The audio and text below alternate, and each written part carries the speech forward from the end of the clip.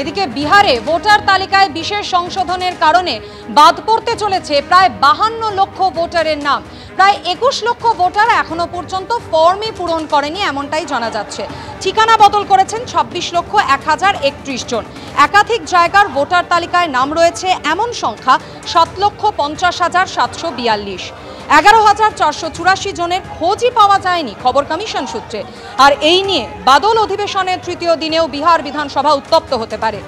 JDU BJP জোট সরকারের বিরুদ্ধে বিধানসভার ভিতরে বাইরে সরব হবেন বিরোধীরা। সকাল 10:30টায় বিহার বিধানসভা চত্বরে অবস্থান বিক্ষোভের ডাক দিয়েছে বিরোধীরা। এসআইআর ইস্যুতে মুখ্যমন্ত্রী নীতিশ কুমারের বিবৃতি দাবি করেছেন বিরোধী বিধায়করা।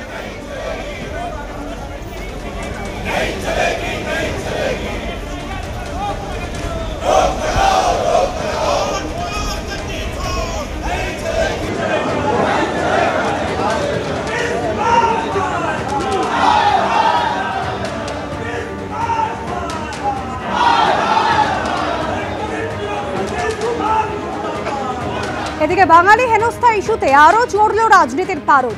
কোচবিহারে দিনহাটার পর এবার আলিপুরদুয়ারে ফালাকাটা। ফের এ রাজ্যের এক বাসিন্দাকে নোটিশ পাঠানোর অভিযোগ উঠল বিজেপি শাসিত অসম সরকারের বিরুদ্ধে। আর এই নিয়ে ফের আক্রমণ শানিয়েছেন মুখ্যমন্ত্রী মমতা বন্দ্যোপাধ্যায়। আর অন্যদিকে নদিয়ার পরিযায়ী শ্রমিকদের বাংলাদেশি সন্দেহে আটক করার অভিযোগ উঠেছে বিজেপি শাসিত হরিয়ানায়। ওরা কিন্তু সীমারেখা লঙ্ঘন করছেন। আমি ডাবল ইঞ্জিন সরকারকে বিজেপিকে বলবো, নিজেদের চরকায় তেল দিন। সোমবার 21-এর মঞ্চ থেকে চড়া সুরে আক্রমণ শানানোর পর ফের বাঙালি হেনস্থার অভিযোগে সরব হলেন মমতা বন্দ্যোপাধ্যায়। এবার আলিপুরদুয়ারের ফালাকাটার এক বাসিন্দাকে অসম থেকে চিঠি পাঠানো হয়েছে বলে অভিযোগ। দেখুন, কালকেও আলিপুরদুয়ারের একজনের কাছে, এও তপশিলি সম্ভবত, অঞ্জলিশীল নিত্যশীল স্বামী, ফালাকাটা, কিন্তু চিঠিটা গেছে কুচবিহারে, আলিপুরদুয়ারে। এবং 19 আর 25 তারিখে লিখেছেও পুরোটা আসামি ভাষায়। এবং আসাম গভর্নমেন্ট থেকে, এই দেখুন, ফরেনার্স ট্রিব্যুনাল কোকরাঝড়, এখান থেকে চিঠিটা গেছে। বাংলার ব্যাপারে আসাম কি করে হস্তক্ষেপ করে? এটা শুধু আনএথিক্যালি নয়, আনকনস্টিটিউশনাল, ইললিগাল।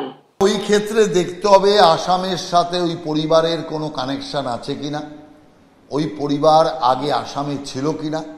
অর্ধ সত্য নিয়ে চিৎকার করলে তো হবে না। অতএব বিষয়টিকে যদি সত্যিকারের স্পষ্টীকরণ চাইতো তো রাজ্য সরকার এই বিষয়ে তদানীন্তন সরকারের সাথে কথাবার্তা বলতো, সেখানকার থেকে চিঠি চালাচালি করলেই বিষয়টা স্পষ্ট বেরিয়ে আসবে।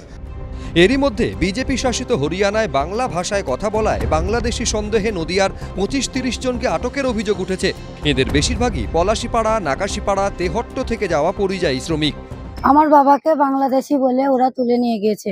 আমার আব্বা ইন্ডিয়ার ছেলে, ওখানে খাটতে গিয়েছে হরিয়ানাতে। আব্বার কাছে প্রমাণপত্র বলতে আব্বার ভোটের ছবি ছিল, তারপরে আধার কার্ড ছিল, মোবাইল ছিল। ডকুমেন্টস থাকার সত্ত্বেও বলছে দাদুর তিন পুরুষের দলিল লাগবে। কালকে এসে আমার দাদা সহ আরো প্রায় 20 জনকে ওখান থেকে তুলে নিয়ে যায় শুধুমাত্র বাংলা ভাষা বলার কারণে। হরিয়ানায় আটক আত্মীয় পরিজনদের ছাড়িয়ে আনতে দলিল নিয়ে স্থানীয় থানার দ্বারস্থ হয়েছে নদিয়ার এইসব পরিযায়ী শ্রমিকদের পরিবার। বাংলাদেশ সাসপেক্ট করে আজকে আবার একটা চিঠি এসেছে হরিয়ানার গুরগাঁও থেকে, ডাবল ইঞ্জিন সরকার। অনেকগুলো নাম দিয়ে বলা হচ্ছে ডিএমদের কাছে।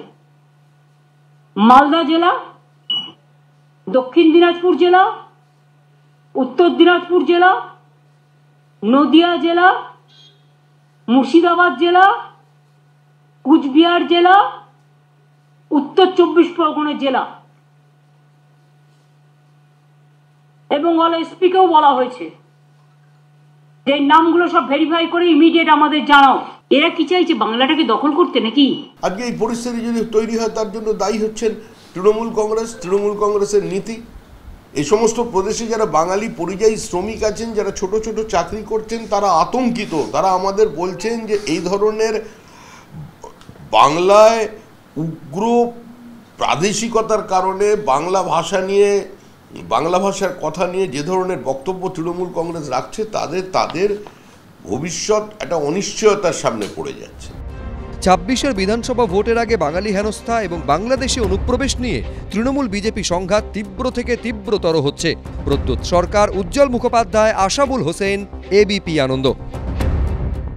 গত মঙ্গলবার ভারত থেকে বাংলাদেশে যাওয়ার সময় উত্তর দিনাজপুরের গোয়ালপুকুরের 2 বাসিন্দাকে ঘিরে সন্দেহ তৈরি হয়, যাদের কাছে বাংলাদেশের পাসপোর্টের পাশাপাশি ছিল ভারতের রেশন কার্ড, আধার কার্ড, ভোটার কার্ডের মতো নথি।